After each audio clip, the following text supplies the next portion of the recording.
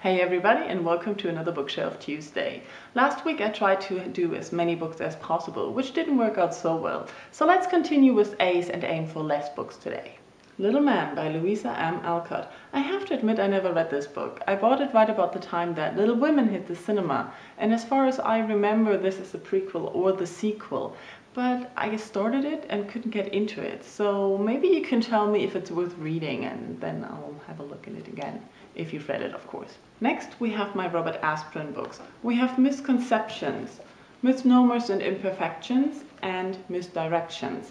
They are part of a series, the Myth books, and they're a fantasy series about Skeef, a magician, and his demon ass, and the adventures they go through. They're not so serious, they're rather funny, and I read them as a teenager. Then we come to my Jane Austen books. Pride and Prejudice is the first book that I've read of her, and I hated it. I read it in university in one of my first classes, and it was a chick lit. I mean, she is the mother of all chick lit that is around. We have to just admit that. And when I was younger, I really got impatient with chick literature. I got annoyed with the protagonist. I usually wanted to slap them and say, like, don't be so stupid.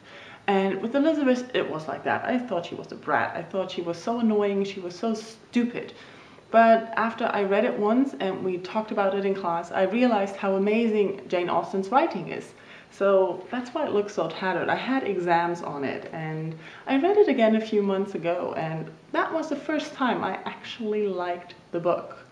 So let's go back to how books change as you grow older. Emma I also read in university, and I have to say I didn't like the narrator again, but this time it was on purpose. So this is amazing, that how you don't trust Emma and how you don't like her, and how Jane Austen wanted to do that. So I really like that one. Persuasion is actually my only Jane Austen that doesn't look abused, because I read it after university, I think a few months ago, and it's a nice story and I liked it much better.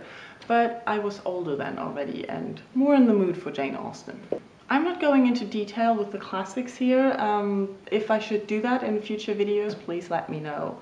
Then we have Paul Auster, the New York Trilogy.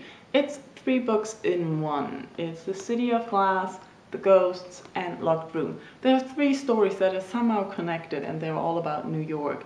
And I bought them and I really had to fight my way through them. I have a friend who really loved Paul Auster. That's why I bought it on a holiday, and I think we were in New York back then. And I started reading it, and I had to take a break after each book before I could read the second book. And I was glad when I finally finished it. I can't even tell you a lot about it. I think it was crime stories in a different light.